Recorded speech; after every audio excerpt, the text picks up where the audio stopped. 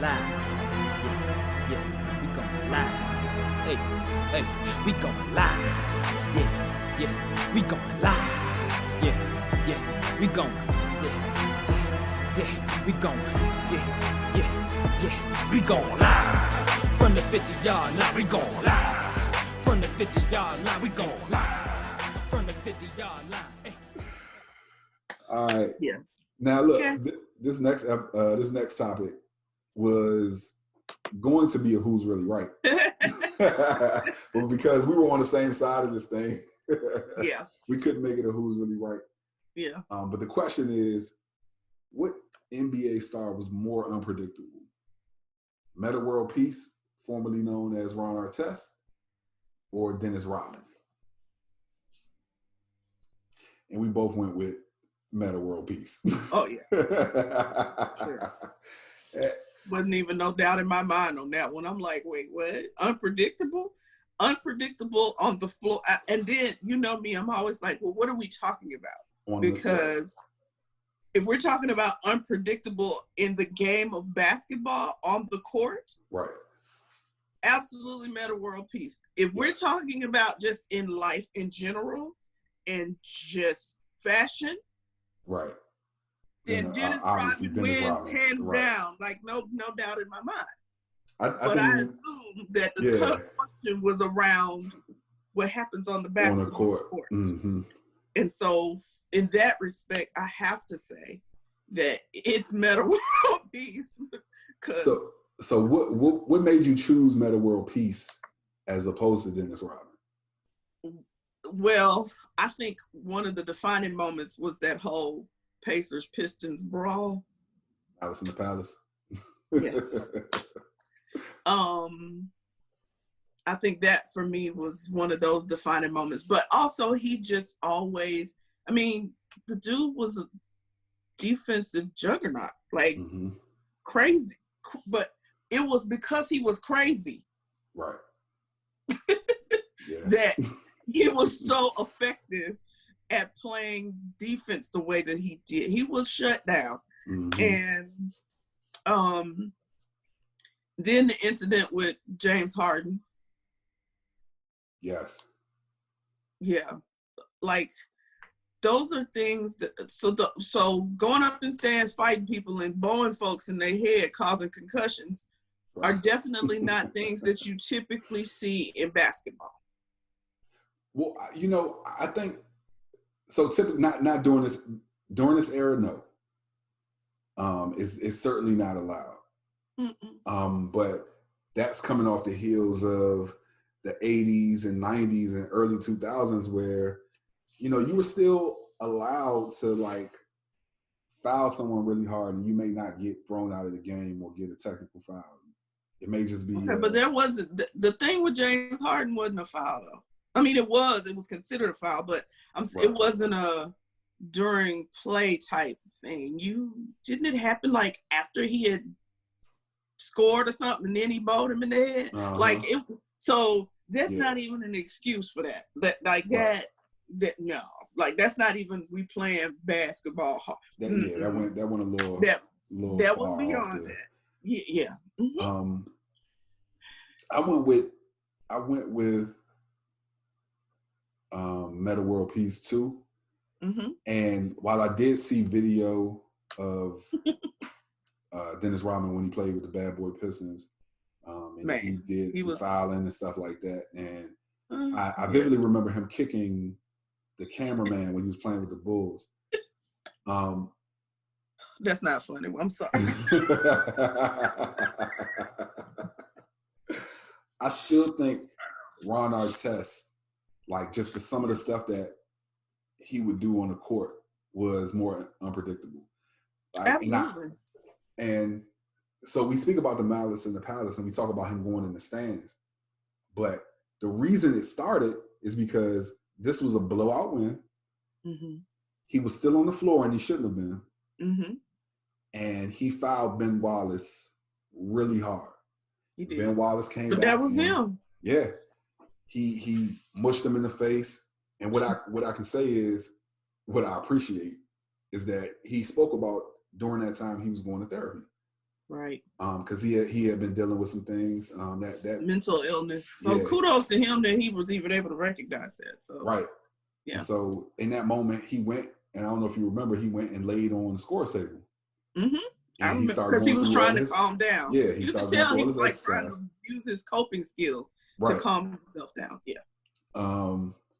But it was stuff like that. Like he shouldn't have been in the game. You know what I'm saying? Like he was still in there, right? Being the the muckraker that he was. Yeah. And so he did a lot of that stuff. Like, I even remember, I believe he started his career with the Bulls. Yes, he did. Yeah, and so I remember even during that time, like, some crazy just stuff. doing some dirty stuff, foul, crazy stuff, just foul stuff. It's like, really, sir? Right. But to his defense, two things. Not that it excused any of his shenanigans, but one is that he does have a mental illness. Suffer from mental illness, yeah. He does suffer from a mental illness, so that is one. And I think for most of his career, that was undiagnosed. Yes. Therefore, untreated. Therefore, you let loose a crazy man literally onto the floor. Right. Right. Literally. But I also, because when I just went to look at some stuff about him. You gotta think he grew up in Queens. Yeah. Playing some of the toughest, playing street ball in some of the toughest places. I mean, he talks about being in a basketball game at it wasn't Rucker. He was at a park somewhere, and they were so intense in this basketball game. It was a YMCA sponsored event too. Hello?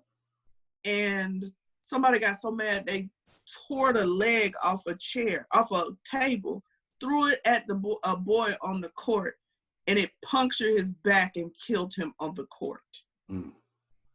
Yeah. So he was in the game witnessing this. Right. So you can only imagine some of the things that he probably was a part of and witnessed growing up playing basketball. So you can, what does the saying say? You can take the person out the hood, but you can't take the hood out the person. Nah. You can't take the street out of, you know what I mean? Like, it is what it is. And he played basketball in the NBA like he was in the streets. Right. Yeah. That's just what it was. Dennis Rodman looked like a little sweet lamb compared to him.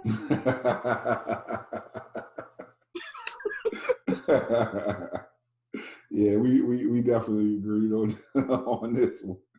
Like, come on now. You know, what I will say though is, and I guess I'm gonna talk a little more about this later, like being a fan of DC sports at certain points in time have been really hard. And so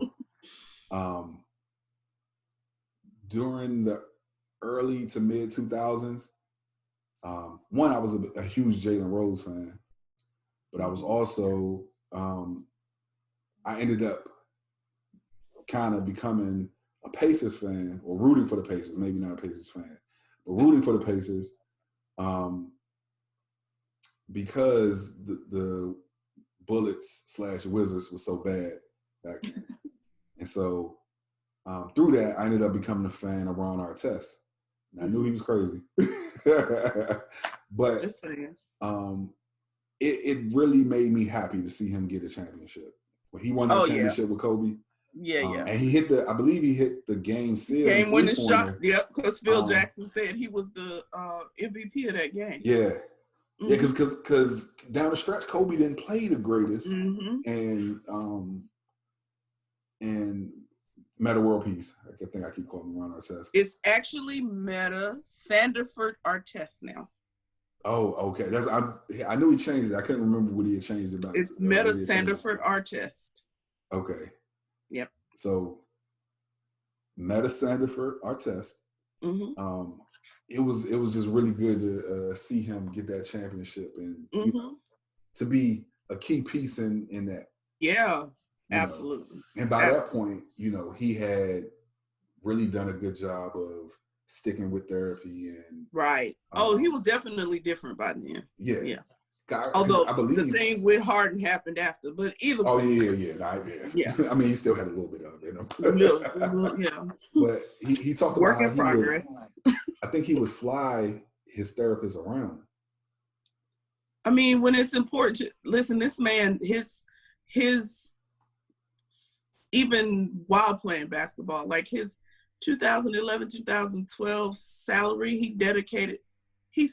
donated a whole thing to mental health organizations. Yeah. So for him, it makes me think about Brandon Marshall. I think yes. So it becomes such a when I guess for them learning and figuring out and understanding that this is why I've been acting or feeling the way I have for so long, and then having the ability to have somebody to help me cope with that is so important for them that it becomes like a key part of who they are.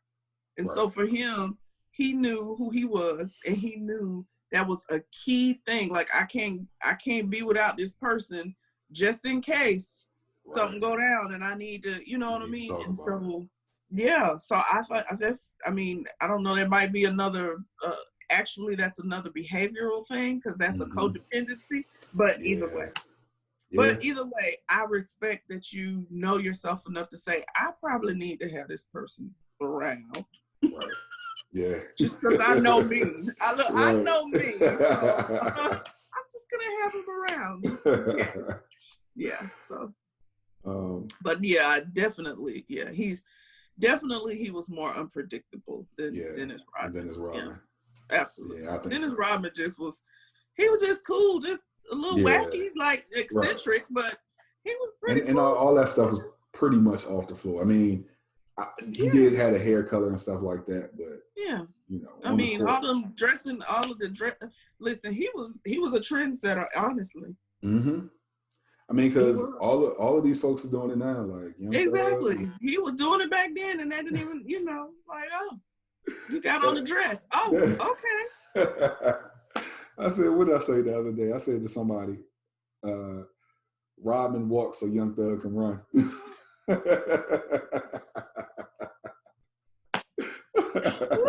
Jesus, yes. Hello.